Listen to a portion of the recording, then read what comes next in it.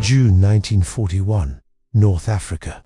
The British 8th Army believes it has finally stabilized the front near the Egyptian frontier. Supply lines are stretched but intact. Defensive positions are dug in.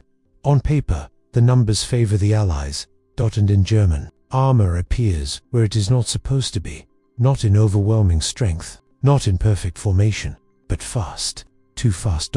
By the time British command confirms the sighting, radio traffic is already collapsing into confusion. Units report enemy tanks on their flanks. Artillery positions request new coordinates. Forward observers lose contact with rear headquarters. The front line is no longer a line. At the center of this chaos stands General Lieutenant Erwin Rommel, commander of the Afrika Corps, a man who believes modern war is decided not by mass but by tempo. Rommel's philosophy is simple, almost ruthless. In its clarity, whoever moves faster controls the battle. Whoever thinks faster wins it. He does not wait for perfect conditions. He does not wait for overwhelming numbers. He strikes when the enemy hesitates, and he makes hesitation fatal. This belief did not begin in the desert. In May 1940, during the invasion of France, Rommel commanded the 7th Panzer Division. It became known as the Ghost Division because even German high command often did not know exactly where it was. That was not recklessness. It was deliberate acceleration. While French and British commanders struggled to reorient after the breakthrough at Sedan, Rommel pushed west without pause. He'd bypassed fortified positions instead of reducing them. He seized bridges before engineers could demolish them. He pressed his officers to make decisions at the front, not from rear headquarters. Speed was not chaos. It was controlled aggression. Rommel understood that most armies fought according to cycles: observe, plan, move, consolidate.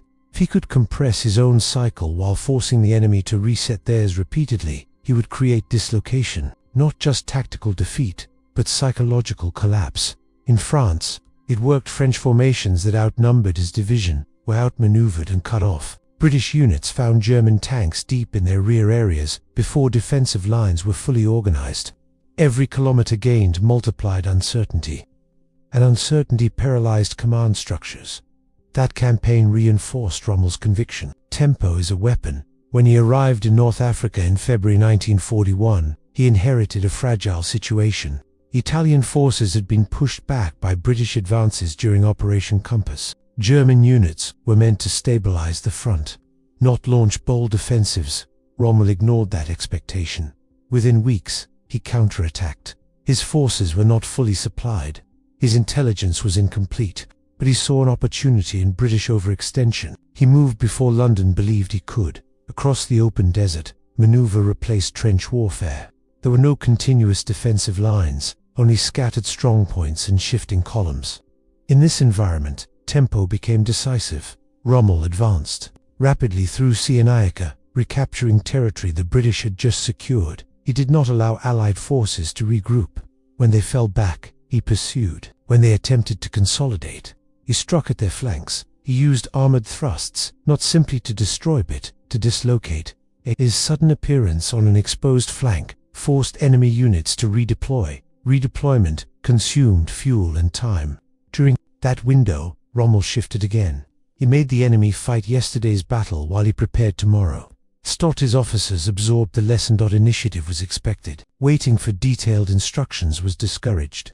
Radio networks were used aggressively to coordinate moving formations, but decisions were pushed forward to battalion and company level. If a gap appeared, it was exploited immediately. His speed was both weapon and protection. The faster his units moved, the less time the enemy had to bring superior numbers to bear. The quicker he struck, the harder it was for Allied artillery and air power to concentrate effectively. Mobility reduced vulnerability, but this philosophy carried risk. Fuel stocks in North Africa were limited. Supply ships crossing the Mediterranean were vulnerable to British naval interception. Replacement tanks were slow to arrive. Every aggressive maneuver consumed precious resources. Rommel accepted that risk. He calculated that decisive movement could offset logistical weakness. If he forced the British into constant reaction, their larger but slower system would strain under pressure. They would make mistakes. They would retreat unnecessarily. He would overestimate his strength. Often they did. At Gazala in 1942, Rommel launched a sweeping armored maneuver south of the Allied defensive line. His forces became dangerously extended, their supply lines thin. For a brief moment, the Afrika Korps itself risked encirclement, but Rommel moved faster than British command could respond cohesively. He regrouped inside what became known as the Cauldron, reorganized under fire, and struck again before Allied forces coordinated a decisive counterattack. The result was the fall of Tobruk, an enormous psychological and operational victory. Again, tempo had compensated for material inferiority. By mid-1942, Rommel's reputation was solidified. British Prime Minister Winston Churchill referred to him as a formidable adversary. German propaganda elevated him as the embodiment of modern maneuver warfare. Inside the Wehrmacht, younger officers studied his approach: mobility, initiative, shock. Commanders were trained not merely to execute orders, but to anticipate opportunity. They were expected to think one move ahead. The enemy's delay was to be exploited instantly. This culture of speed shaped German operational thinking. Beyond North Africa, Blitzkrieg, though never an official doctrinal term in German manuals, had become synonymous with rapid, coordinated movement armor, infantry, artillery, and air power acting in synchronized bursts.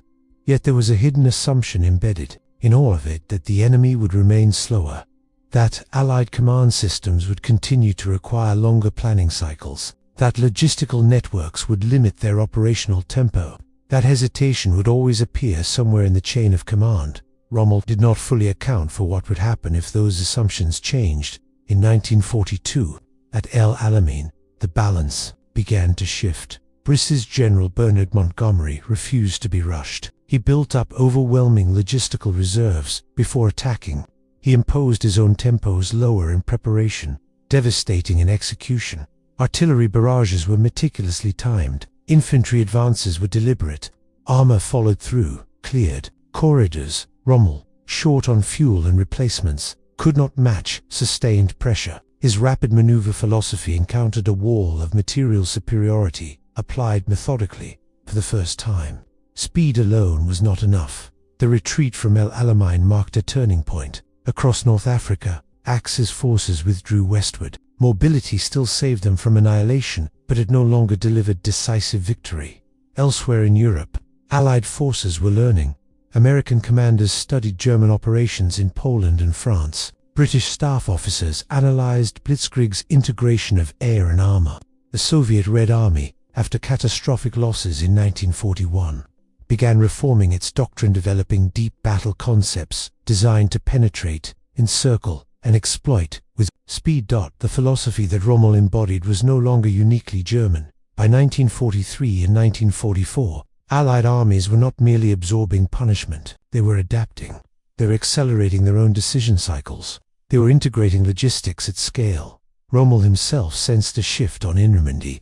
After the Allied landings on June 6, 1944, he faced a different enemy than the one he had outmaneuvered in 1941. Allied air superiority limited German daylight movement. Reinforcements were delayed by bombing. Communication lines were constantly threatened. The battlefield tempo was no longer Germany's alone to dictate. Rommel argued for immediate, aggressive counterattacks to throw the Allies back into the sea before they consolidated. But German high command hesitated. Panzer divisions were held in reserve. Decision cycles lengthened. Air attacks slowed. Movement. Speed requires freedom, and freedom requires coordination and trust. By mid-1944, Germany had less of both. Rommel's philosophy remained sound in theory. Tempo still mattered. Initiative still mattered.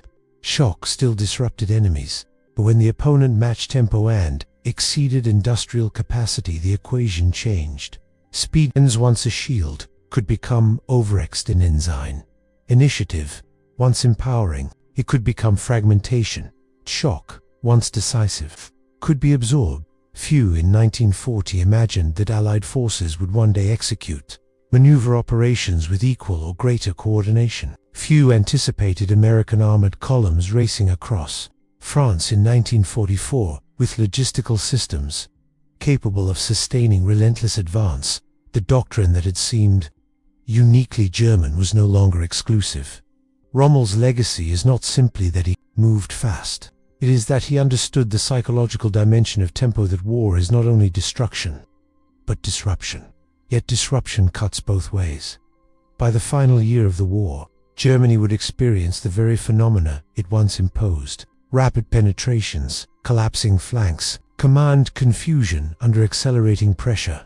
The philosophy of speed had shaped an era of German victories, but war is adaptive, and when speed is mirrored, when the enemy learns to think and move just as fast, the battlefield becomes a test, not of doctrine, but of endurance. Rommel built his reputation on tempo. The question that would define the final phase of the war was simple: what happens when the enemy controls it instead? July 19 for 4. Normandy. The hedgerows are choking progress, and for weeks the Allied advances felt trapped in slow, grinding combat. German divisions cling to defensive positions behind sunken lanes and thick earthen banks. Every field becomes a fortress. Every crossroads costs lives. From the German perspective, this is manageable. This is predictable.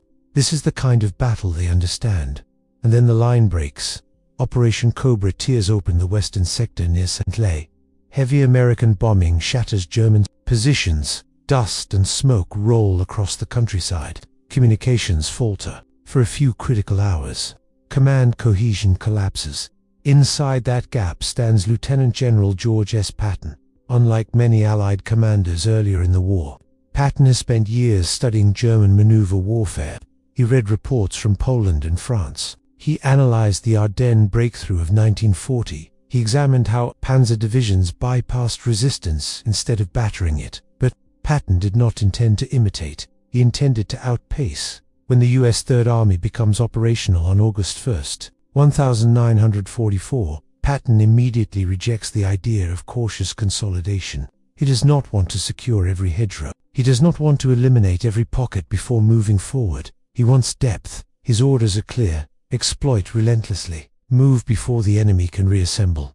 Do not pause unless fuel or ammunition absolutely demands it. German planners expect the Allies too slow once they encounter prepared fallback lines. They assume American units, historically cautious in earlier campaigns, will methodically reduce resistance. They are wrong. Patton pushes armored columns through the rupture and into open terrain. The Bocage gives way to maneuver space. Once free of the hedgerows, American tanks do what German panzers once did in 1940. They surge. But this time, they surge with overwhelming logistical backing.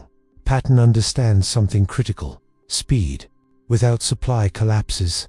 Rommel had gambled repeatedly on limited fuel stocks. Patton refuses that gamble. Behind his armored spearheads, the Red Ball Express begins moving thousands of tons of fuel and ammunition forward each day. Trucks run nearly non-stop from Normandy. Beaches to the front lines. Engineers repair bridges within hours. Traffic control. Units regulate convoys to prevent gridlock. This is not reckless speed, it is organized acceleration. German defensive lines are bypassed rather than assaulted. Strong points that might have required days of fighting are isolated and left for follow-on infantry divisions. The armored spearheads do not wait. They turn east, then south, then west. German headquarters struggles to identify the main axis of advance. Is Patton driving toward Brittany, toward the Loire, toward Paris? The answer is all of them simultaneously. Patton values aggression, but not chaos. He insists on disciplined coordination between armor, infantry, and artillery. Air support is integrated tightly. Fighter bombers patrol ahead of advancing columns, striking retreating German units and disrupting attempts to form defensive lines. Tempo is sustained not by reckless charges, but by synchronized movement. German commanders attempt to regroup. They attempt to anchor defensive positions along rivers and towns, but every delay in decision-making compounds the problem. American units appear faster than situation reports can be updated. At Evranches, the breakthrough becomes strategic. Patton pours divisions through the corridor before it can be closed. What had been a localized rupture becomes a flood. German units attempting withdrawal from Normandy find themselves trapped in what will become the Falaise pocket. Roads are congested with retreating vehicles. Artillery struggles to displace in time. Air attacks hammer columns in daylight. The same operational logic that Germany once used to encircle Allied forces is now applied against them. Patton does not copy blitzkrieg, he amplifies it. where German panzer divisions often outran their supply lines in 1941. Patton ensures his supply lines race with him, where German command sometimes relied on improvisation to compensate for shortages. Patton leverages industrial abundance. He compresses decision cycles deliberately. Orders are concise. Objectives are clear. Subordinate commanders are expected to exploit opportunities immediately. Waiting for perfect intelligence is unacceptable. Movement itself generates advantage. German planners had assumed that Allied doctrine would favor set-piece battles, that large-scale offensives would require extended preparation.